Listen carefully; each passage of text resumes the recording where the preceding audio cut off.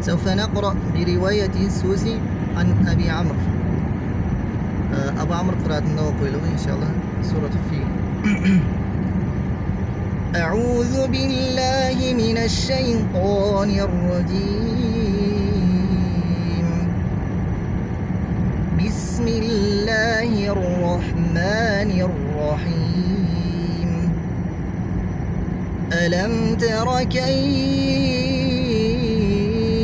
فعل ربك بأصحاب الفيل؟ ألم يجعل كيدهم في تضليل وأرسل عليهم طيرا أبابيل ترميهم بحجارة من سجيل فجعلهم كعصف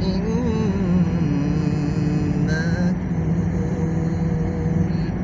صدق الله العظيم.